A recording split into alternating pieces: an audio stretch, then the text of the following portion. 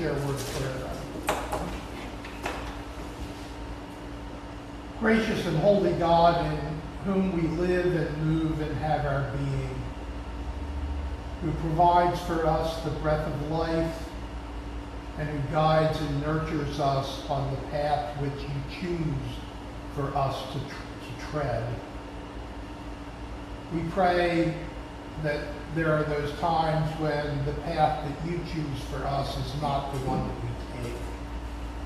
And we would ask your forgiveness for those times when we've gone astray. We thank you for the gift of your Son, Jesus, whose death on the cross frees us from the power of sin and death and offers to us a sense of newness of life and ultimately of resurrection. And as we come today to this Bible study, we ask that you be with those whom we've lifted before you and be with our study as we take a look at the scriptures and what they may mean in our lives. For we ask all of this in Jesus' name. Amen. And we are on chapter 9. I'm going to get a pair of glasses.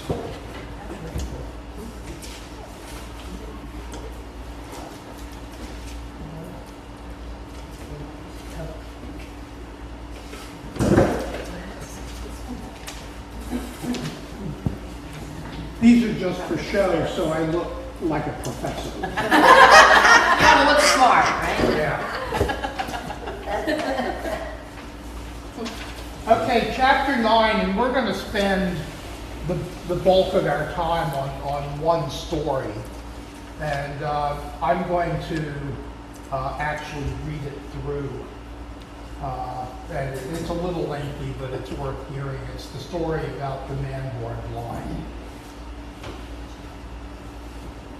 And it starts with verse 1, and I'm reading out of the Revised Standard Version. As he passed by, he saw a man blind from his birth. And his disciples asked him, Rabbi, who sinned, this man or his parents, that he was born blind? Jesus answered, it was not that this man sinned or his parents, but that the work of God might be made manifest in him. We must do the work of him who sent me while it is day. Night comes when no one can work. As long as I am in the world, I am the light of the world. As he said this, he spat on the ground and made clay out of the spittle and anointed the man's eyes with the clay, saying to him, Go wash in the pool of Siloam, which means sent. So he went and washed and came back seeing. The neighbors and those who had seen him before as a beggar said, Is not this man, the man who used to sit and beg? Some said, It is he. Others said, No, but he is like him. He said, I am the man. They said to him, Then how were your eyes opened? He answered, The man called Jesus made clay and anointed my eyes and said to me, Go to Siloam and wash. So I went and washed and received my sight. They said to him, Where is he? He said, I do not know. They brought to the Pharisees the man who had been born blind. Now it was the Sabbath day when Jesus made the clay and opened his eyes. The Pharisees again asked him how he had received his sight. And he said to them, He put clay on my eyes, and I washed, and I see. Some of the Pharisees said, This man is not from God, for he does not keep the Sabbath. But others said, How can a man who is a sinner do such signs? There was a division among them. So they again said to the blind man, What do you say about him, since he has opened your eyes? He said, He is a prophet. The Jews did not believe that he had been blind and had received his sight until they called the parents of the man who had received his sight and asked them, Is this your son who you say was born blind? How then does he now see? His parents answered, We know that this is our son and that he was born blind. But how he now sees we do not know, nor do we know who opened his eyes. Ask him, he is of age, he will speak for himself. His parents said this because they feared the Jews, for the Jews had already agreed that if anyone should confess him to be the Christ, he was to be put out of the synagogue. Therefore his parents said, he is of age, ask him. So for the second time they called the man who had been blind and said to him, give God the praise. We know that this man is a sinner. He answered, whether he is a sinner I do not know. One thing I know, that though I was blind, now I see. They said to him, what did he do to you? How did he open your eyes? He answered them, I have told you already and you would not listen. Why do you want to hear it again? Do you too want to become his disciples? And they reviled him, saying, you are his disciple, but we are disciples of Moses. We know that God has spoken to Moses, but as for this man, we do not know where he comes from. The man answered, why, this is a marvel. You do not know where he comes from, and yet he opened my eyes. We know that God does not listen to sinners, but if anyone is a worshiper of God and does his will, God listens to him. Never since the world began has it been heard that anyone opened the eyes of a man born blind. If this man were not from God, he could do nothing. They answered him, you were born in utter sin, and you would teach us? And they cast him out. Jesus heard that they had cast him out, and having found him, he said to him, do you believe in the Son of Man? He answered, and who is he, sir, that I may believe in him? Jesus said to him, you have seen him, and it is he who speaks to you. He said, Lord, I believe, and he worshipped him.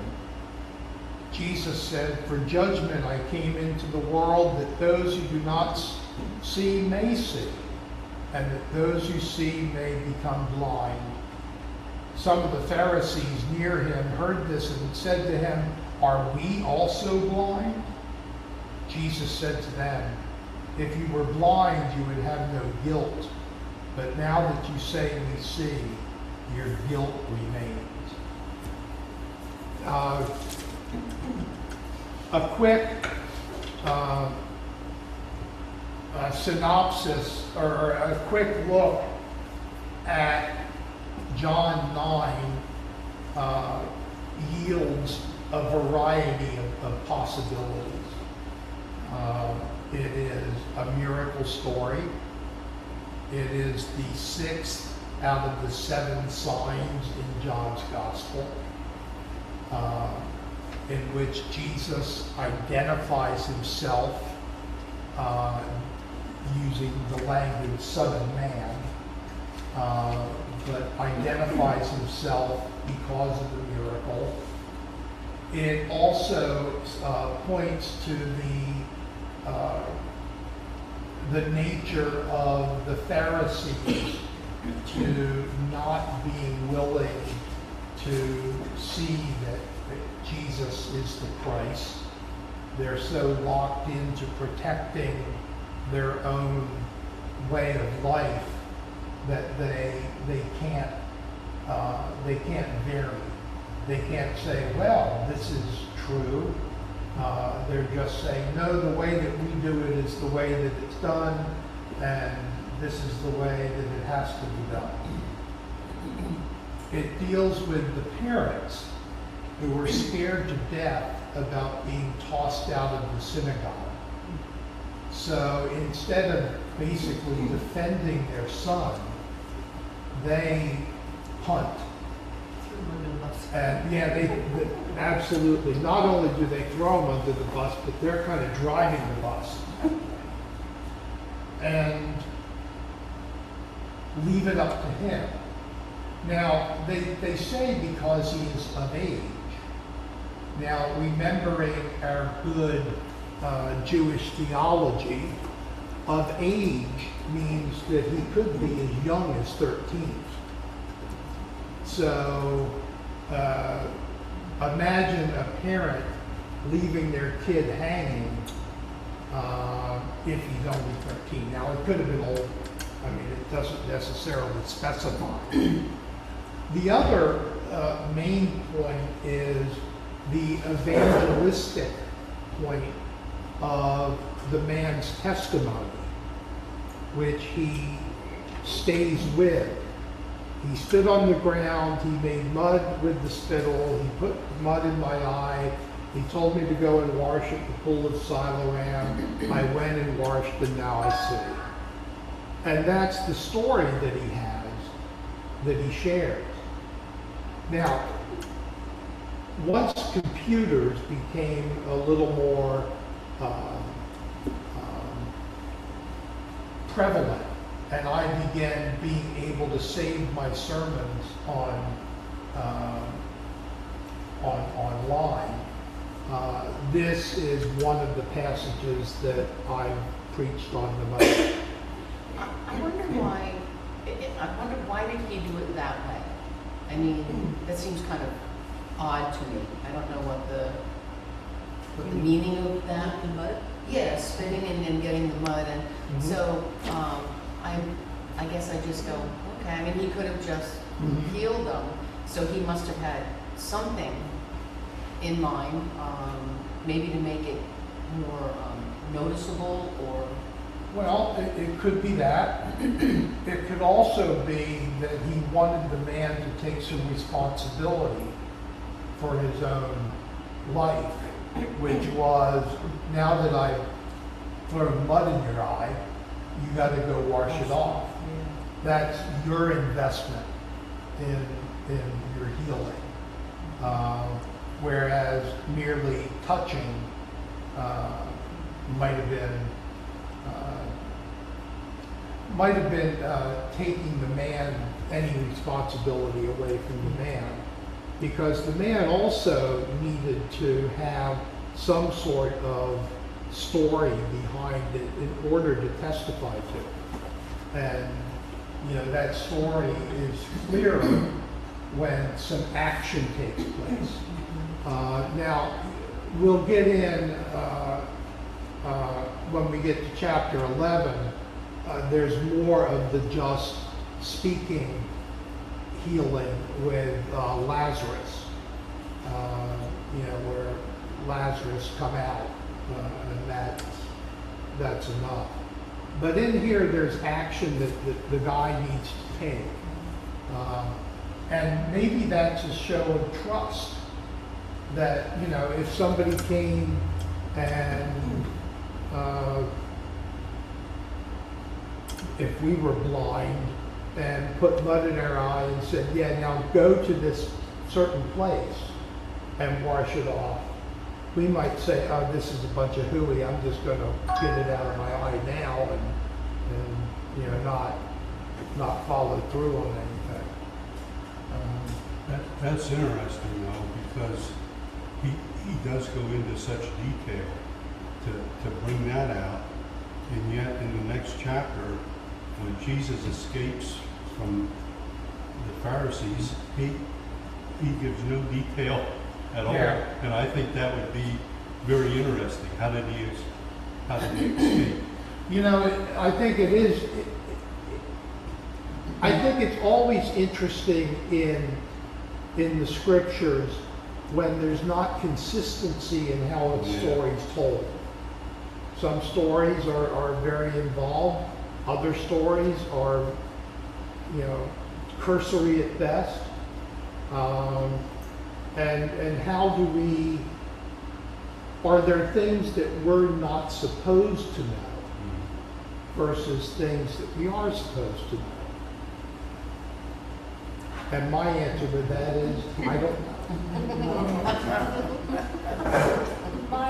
My Bible says Jesus mixed clay with his saliva to make mud. This activity was among the 39 classes of work forbidden on the Sabbath by Jewish tradition.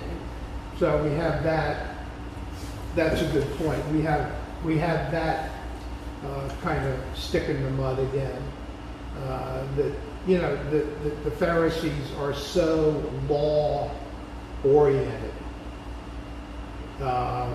that anything that falls outside of that is not good. Think about, I mean, we all have certain things that maybe we've invested in that are really important to us. And if somebody is to come along and maybe prove it wrong, or that there needs to be an adjustment, we may hold on to what we believe for a long time just because we have so much invested in it. And the Pharisees, I mean, their entire lives were invested in the law. They prided themselves in knowing the law. They prided themselves in keeping to the letter of the law. When Jesus comes along and starts practicing the spirit of the law, that's foreign to them. They don't know what to do with that. And so there's this, in the end towards the end of the story, they actually do excommunicate the man from the synagogue because he can't fit into their narrow mindset.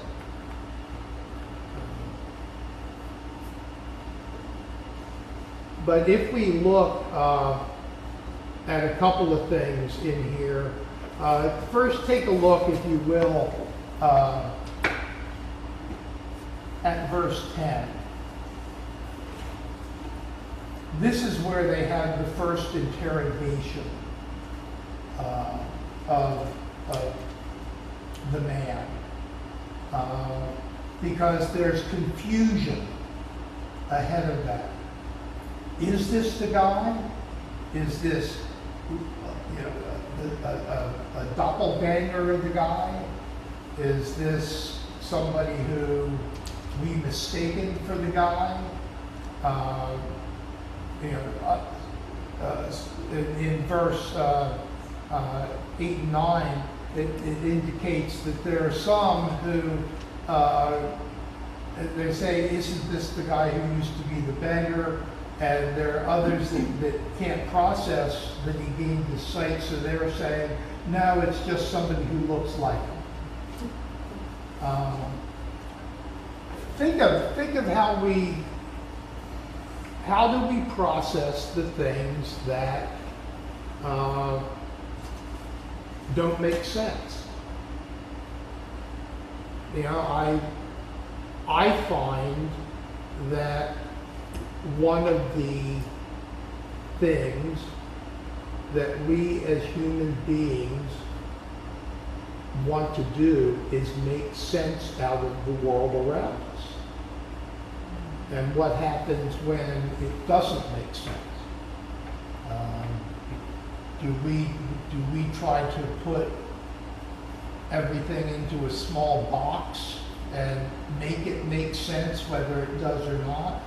Or are we able to live with the fact that, you know, God does some things that maybe are outside the realm of rational, and we need to accept. Yeah, and you know, our response to that is acceptance, not explanation. And see, the Pharisees, while their interrogation kind of sort of sounds like they want to have an answer, that's not the point of what they're doing. They're just trying to trap the guy. They really don't want to hear the truth because that flies in the face of their understanding. Think about it, well, maybe they couldn't really identify him because they walked past him for years. What was he doing? Sitting on a sidewalk with his head down, and they saw him every day for how many years.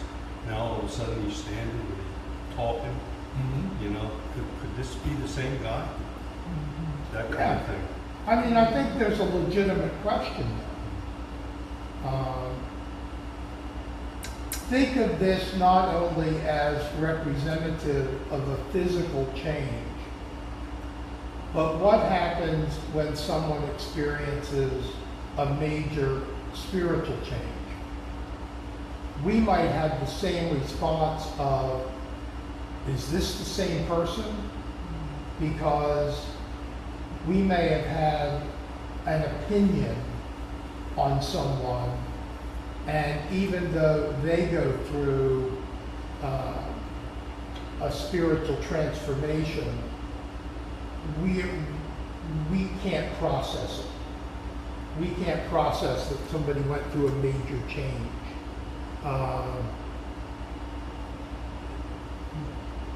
Think of I don't know, anybody who's had trouble with the law, right? And they kind of turn their life around. There may always be that we may have that glimmer of doubt. Suspicion. Yeah. Yeah. You know, like, okay, what are they trying to pull here? I think of people who sit on the parole board, and when I know that, you know, being at prison every once in a while, if anybody ever wants to find Jesus, go to jail, because everybody finds him there. But what happens when that really happens? You know, and we're not willing to accept that.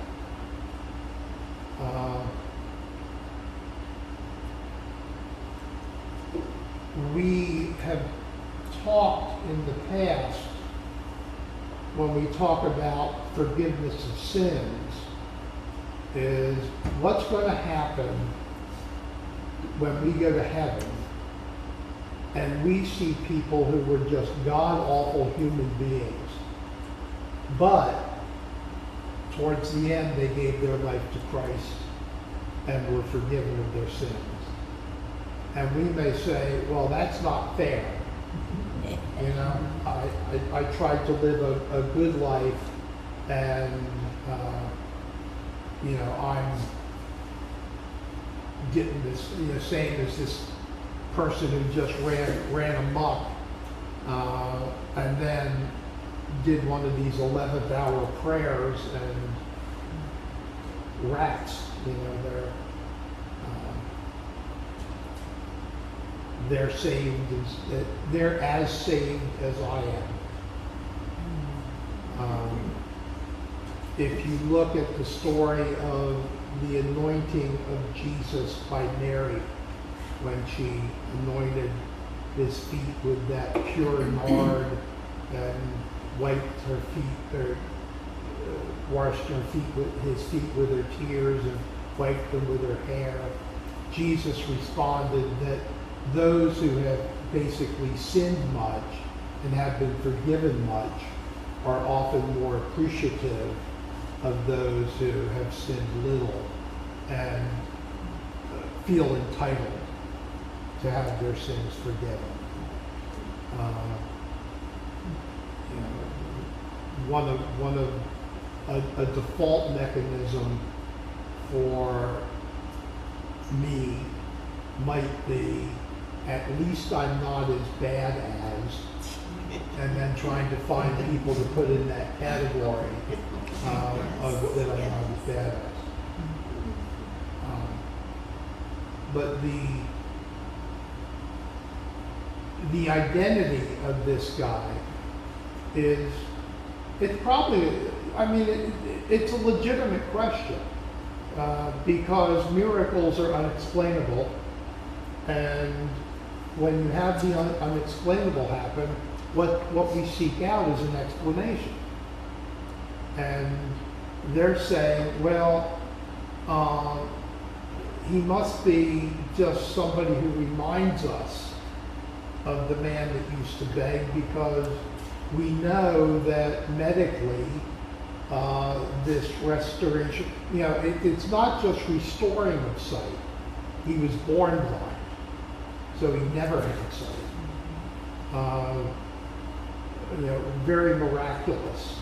There's the other story, and I wish I could quote the chapter and verse, where the man is blind and Jesus puts mud in his eye and they wash it off, and at first he can only see the people look like stick figures. And so they do it again, and eventually his sight returns fully. That might be a little more believable because he had sight at one point. And there might have been some sort of an odd occurrence where he temporarily lost his sight, but here he never had it to begin with. Forgiveness is, and I've heard it said, forgiveness, if someone has done something bad to you, forgiveness is almost more about you than it is the other person. Yes, I have heard that, and I agree with that. It's whether or not they are truly changed is beyond their control. But I know that when I forgive someone, I at least get them out of my head, because sometimes I have little voices in my head with stuff like that, and sometimes I have the whole Mormon Tabernacle Choir that's taking that. As they call it, AA, stinking thinking. Stinking thinking. Yeah, So stinking thinking. don't overthink it. Stinking thinking. Don't overthink All this it. crap that's in your head, they say that Alan on it. Yeah. There was a song. Stinking thinking. Stinking thinking. So that it's like, It's like you're going to see somebody and you're going to say, well, if that person says that, I'm going to see this. And if they do, so they tell you to get all that out of your head. Let it go. So they have, yeah, it's interesting. I've never heard of that. Yeah, well, that's good. You never went down on. Or AA. I'm gonna have a thought like that. I'm gonna think this is stinking thinking. Well, I thought you said stinking think, like a thinking. put yourself in the position of the Pharisees. What's going on in their head? Yeah. They're obsessed Yes. with something which is proving this guy wrong. I don't think they really want. They don't listen to the explanation because he tells them more than once, and it's like, no, that can't be, and so this guy is living in their head, and that's why they end up excommunicating him, because he just is. They're obsessed with this guy,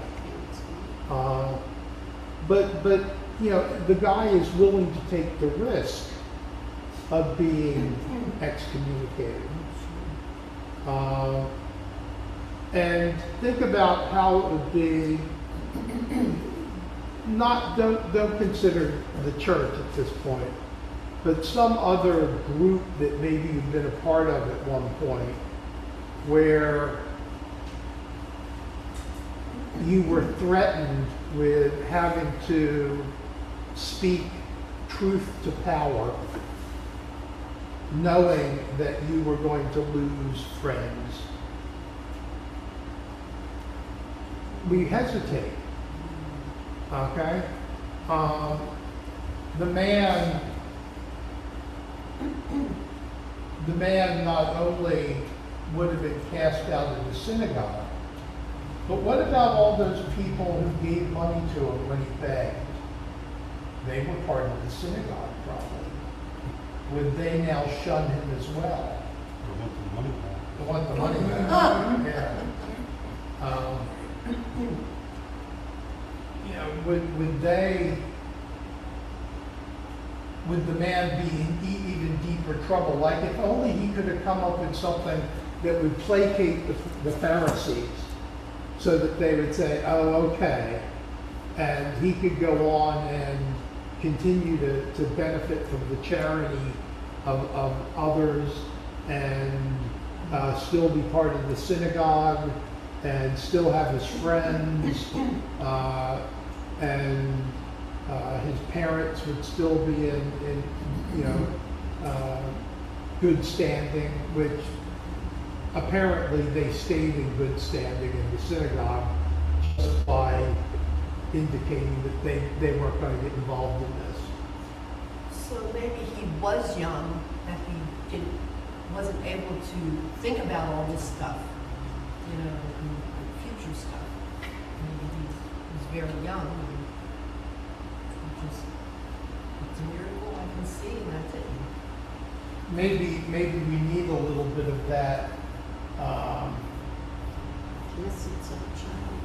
The child that we're Yeah. into. You know, who is that Art Linkletter? Kids say the darndest things. Yes, that's like, we'll tell you exactly what happened. Yeah. That's a good point. You know,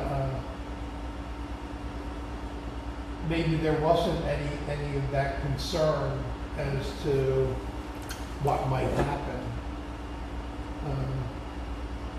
But then he does, you know, he kind of gives it back to the Pharisees when they keep bugging him, and he finally says, "What, do you want to be his disciple too?" And that has to be the kicker. You know, that just absolutely had to be the thing that you could see the veins in the neck of the Pharisees questioning him, and they would, you know, just lose their cool. Yeah, I could see a young person doing that, saying that. And why did he care about being thrown out of the synagogue? You know, he probably didn't go anyway. Well, you know, I think one of the things that maybe we don't fully grasp is being part of the synagogue was not just a place to practice your religion. It was the community center. It was part of your ethnic heritage. It was, you know, even there, I've known Jews who, I won't say they're atheists, but they're certainly questioning, but they go through all the Jewish rituals because that's what they do. It's you know, that fiddler on the roof. You know, why do they do things? Tradition. I used to have a boss who was Jewish, and I'm interested in a lot of things, and I said to him, I said, so like, I forget what I asked him, and he said what it's called, and he said, this is the time that we ask forgiveness of our sins. He said, and of course we just do them all over again anyway. And I said, okay. Yeah, like, you know, so we ask forgiveness, we get forgiven, and now we can go do whatever we want to do. And I'm like, We've been forgiven again. And we as Christians oftentimes have the same I'm not saying we're going to do it again, but we end up doing it again. We try. you know, that's important, I think, if we try. well, and this this guy, this maybe he was, you know, barely a teenager, had enough chutzpah to tell it like it was, you know, and didn't see that when we become adults, sometimes we color our words in order to try not to offend.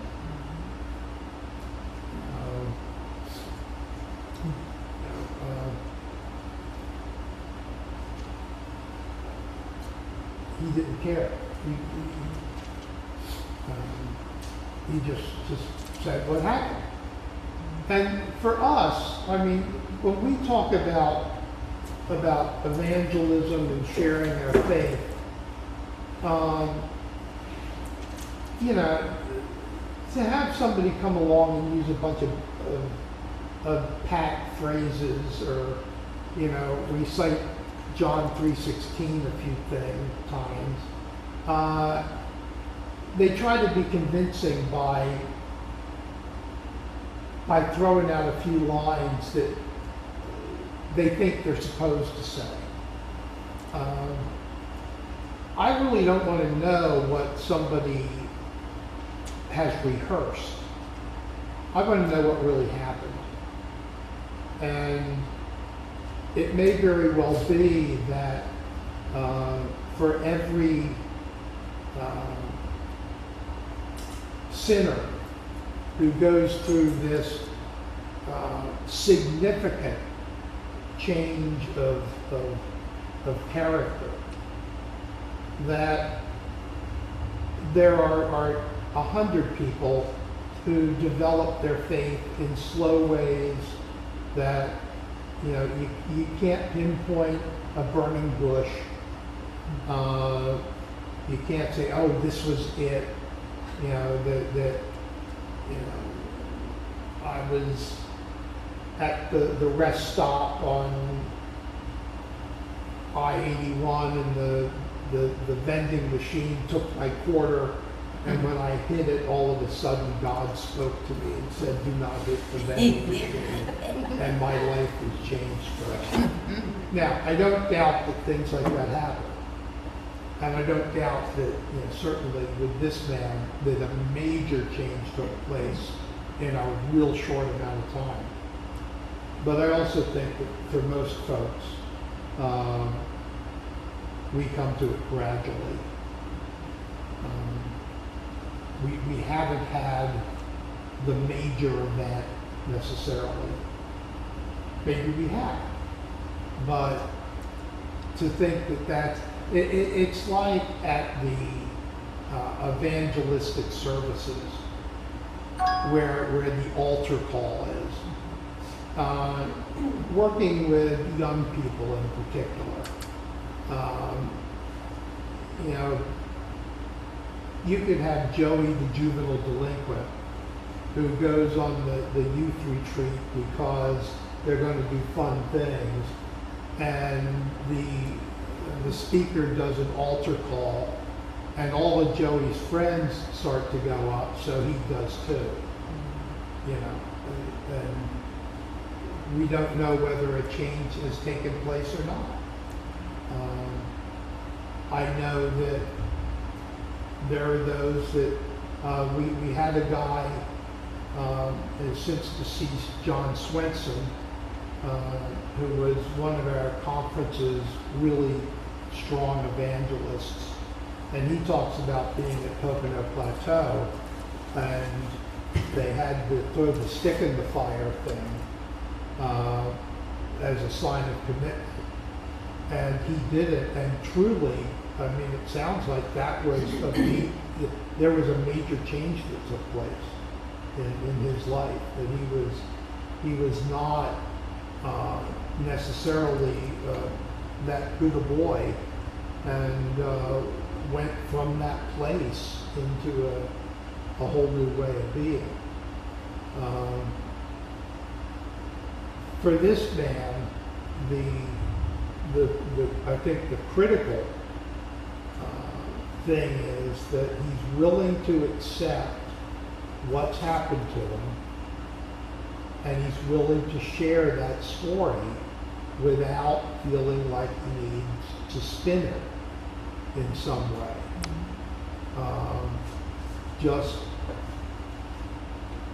And the lesson for us becomes, look, if somebody asks us about our faith life, just tell them what we know. And, we don't have to embellish it. We don't have to make stuff up. Just tell them what you know. And if that's not good enough for them, well, that's their problem.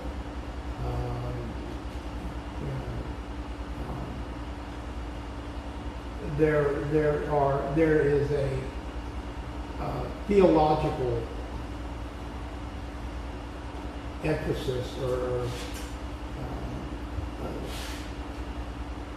theological study on what's called apologetics. And apologetics is this being able to answer people when they come up with objections to the faith. That's where you get these pat answers that come about. Like, oh, you're saying that Jesus didn't walk on water. I'm going to recite the scriptures that say that he does, and really stick to my guns about how true that is, and you should believe it. If somebody says, I have a hard time believing that Jesus walked on water, there's nothing wrong with saying, that kind of troubles me too at times. That honesty is always, in sharing our faith, the best approach. For starters, if you make up a story, then you have to remember what that story was so that you're not changing it all the time and creating mass confusion with others as well as yourself. When the man didn't say one time he put mud in my eye and then the next time he bopped me on the head, and then the next time he did cataract surgery on me or whatever it might be. He stuck to the story that he knew. That's because he was young. He was young, and he wasn't invested. As adults, maybe being right is the biggest motivation that we have. I do not want to be wrong. And so if I'm investing heavily in something, thinking it's right, I get in so deep that I'm going to defend it no matter what. I may look like a fool. People may have facts to totally prove me wrong. But I'm going to just live in my fantasy land because I can't bear to admit that maybe there's something else that's the truth.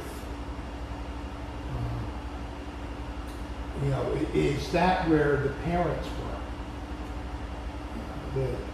Because if I were a parent and we're in this situation and little Johnny was given his sight, I would be pretty interested to go to little Johnny and say for myself, what the heck happened here? I wouldn't just say, it's almost like they're treating it as like he has nothing to do with their family. Like he's just some person, so don't involve us.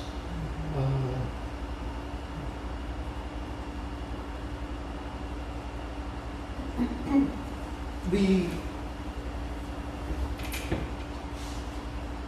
invitation that he gives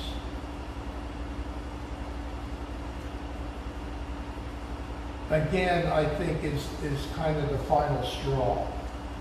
the invitation of, do you want to be his disciple too, is really rubbing salt in the wound of the Pharisees.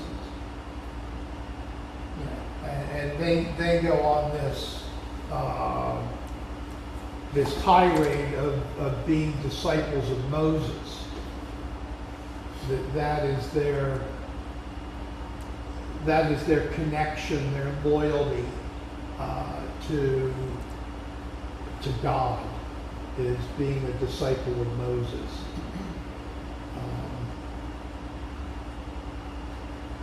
Do you think, like going back to the parents, I think like in those days, people were just shunned. I mean, nobody wanted to be bothered with them, it doesn't matter that he didn't have sight. So I wonder if the parents kind of distanced themselves from him because, he was a liability. Yeah, he was. Yeah. That's a good word to use. Yeah.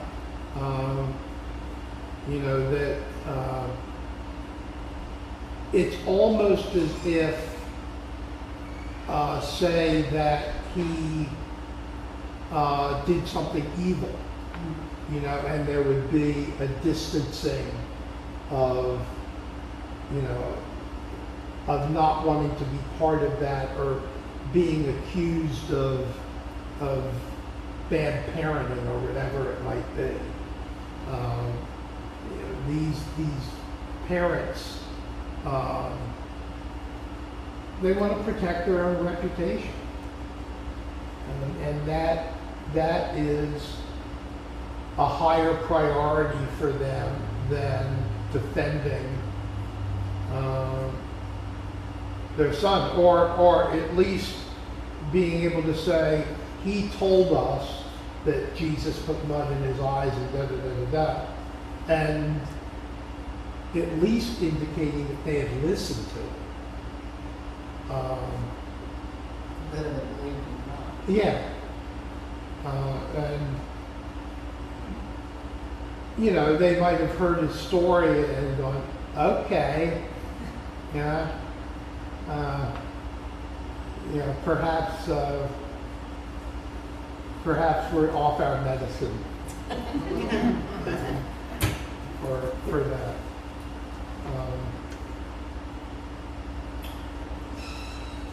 Other themes in this.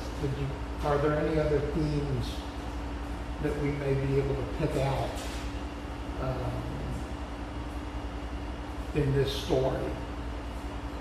We have controversy. We have miracle. Thank you. We have testimony. Thank you. We have confrontation, accusation.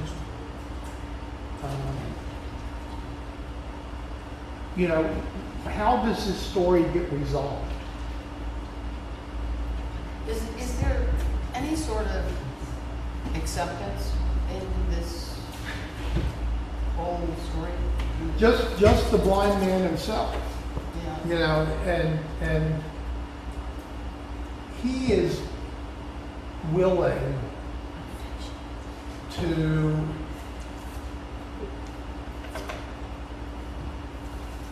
not be caught up in his previous understandings of life, so as to simply allow that a miracle took place that Jesus did, without feeling that he needs to somehow explain it away. Just here's what this man did for me, and now I see. And you know what? After he gets kicked out of the synagogue, Jesus finds him, and the conversation is, do you believe in the Son of Man? And he says, who is this that I may believe in him? And Jesus identifies himself. And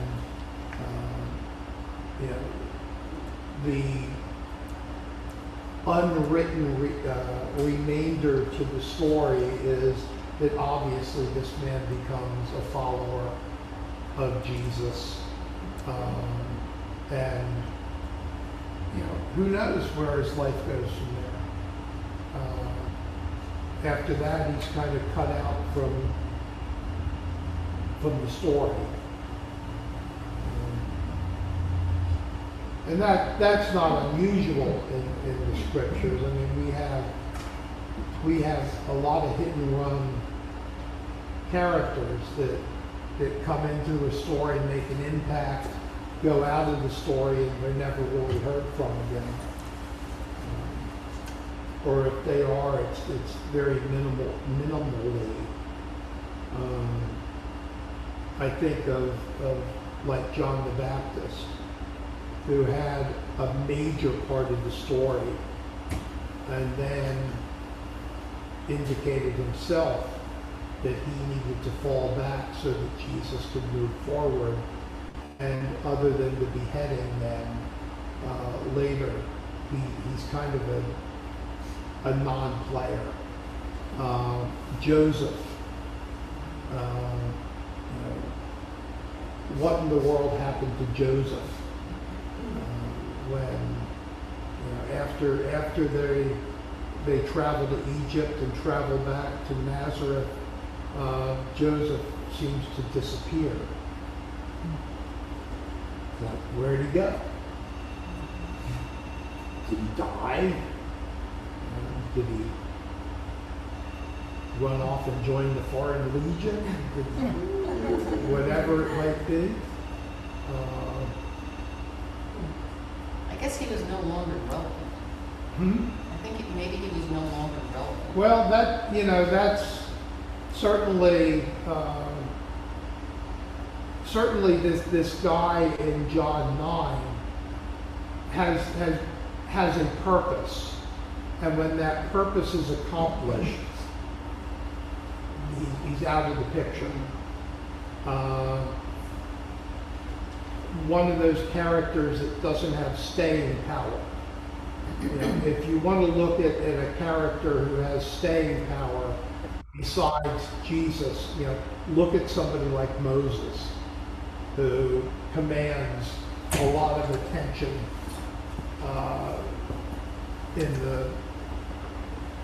in Exodus and moving on from there. And think about, you know, this man born blind, this miraculous thing happened, and yet he then kind of vanishes from the story. And without trying to make it sound awful, a lot of us are in that category of we're going to make our impact, and then the story's going to continue without us. And we may be remembered, we may not.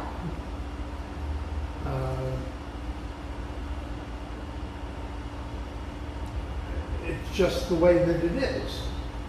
And if you consider that God's salvation story is such a huge story, that yeah, if you kept track of every character all the way through, good golly, the Bible would fill up this room. So the gospel writers, they bring a character in when it's beneficial, and when their purpose has been accomplished, they let them exit from the scene.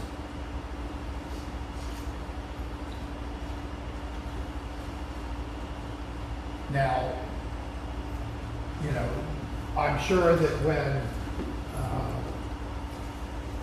the trustees put a statue of me out in front, I'll be rewarded. I was going to say, you will always be remembered. With your Cardinals shirt on. But my Cardinals We could do that instead of the pen. Put his finger Yeah. wrestling or sitting on the bench. Oh, yeah. That way I Bible don't in one get hand, tired. and baseball bat in the other, right? Like, we went to Gettysburg, Gettysburg. yeah, and Lincoln was sitting on the Yes, bench. yes. And you just sit there Then with put him your arms and around- But in Gettysburg? Yeah. I haven't seen But that. there You is should see it, you should see Because where I've it's been there a few buried. times, I never saw that. Yeah, that's a really weird, there's something there too, the set where his grave is. Well, I think of, is it Kennedy with the eternal flame? Yeah. You know, it's kind of a thing. But, you know, most of us, we play our role, and when God doesn't need us to play that role anymore, that's it. Calls us out? Yeah. Hopefully. Well, very briefly, I'll just touch on chapter 10. And there's good shepherd language here. And this is where Jesus starts using, I always get mixed up between a metaphor and an analogy. I think it's a metaphor of being the good shepherd, but also he is the vine and we are the branches, and he's the water of life, and he uses all these terms, and I don't think it's to confuse the issue. It's meant to try to clarify the issue a little more. But how do you clarify somebody who is beyond our understanding? You know, you almost have to speak in this metaphorical language, because you just say, okay, Jesus is the Savior of the world. Well, what's that mean? And then you go on to Jesus trying to explain himself. And he uses imagery that his audience at the time would understand. I am the good shepherd. Hey, there were shepherds all over the place. People could probably compare that better than we can. Maybe if it was today, Jesus would compare us to something a little more contemporary, or would compare himself to something a little more contemporary, so that we might be able to grasp it just a little firmer, if and only if we have the capacity to think in imagery.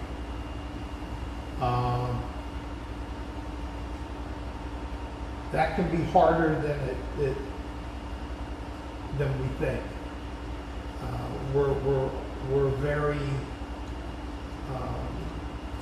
black and white people.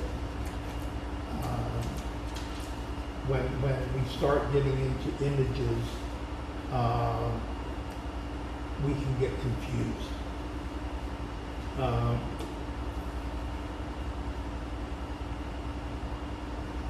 I like to think of myself as not black or white.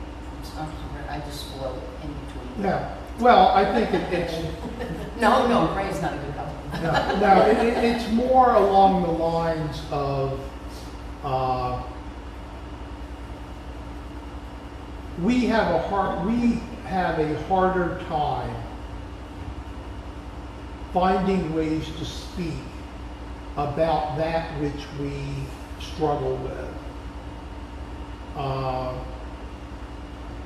For me to try to explain Jesus to someone using only factual terms, I'm going to miss part of the importance of him. That's where this additional language kind of comes into play. Jesus is the gatekeeper. He is the vine and we are the branches. He is the good shepherd. And the good shepherd lays down his life for the sheep.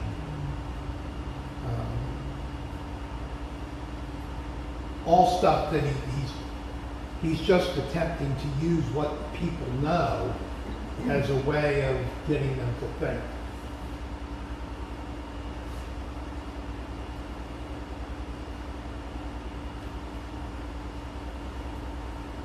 And maybe it works for some of them, maybe it doesn't. And I think, again, you know, when you look at things that are confrontational and controversial, the Pharisees didn't speak in that metaphorical language. They were law. We have 730 some laws, and we either follow them or we don't, and if we disobey them, we're more than aware of it, and we need to go through our atonement so we can be forgiven.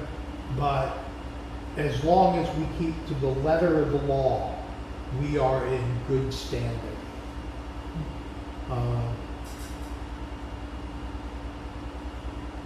They don't use the imagery of, they can't think that way, or they won't think that way. That's thinking outside the box. You know, if, and we might find ourselves caught up in that at times. I mean, if somebody just walked up to you and said, I am the good shepherd, you know, there might be a little bit of slowly backing away and thinking, well, this is strange.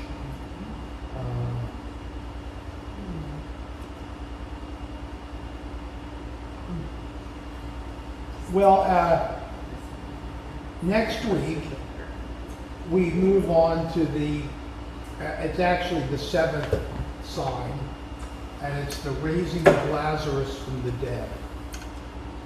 It is one of the most troublesome passages in all of Scripture.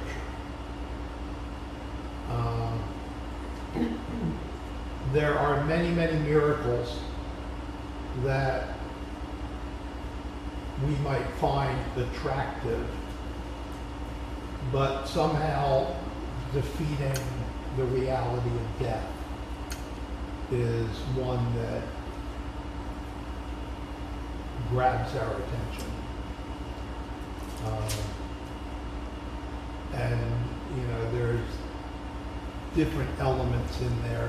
The delay that he had in going, the fact that he's friends with Lazarus, just a bunch of different dynamics. The fact that he cried over Lazarus. always got my attention. Showed his human side. Yeah. One of those great memory verses that we used to use. Jesus wept. I could remember that one. Closing comments. It's all very interesting. And informative. So that'll be 11 for next week then? Yeah. Well, thank you all very much. Thank You had a you. delightful day.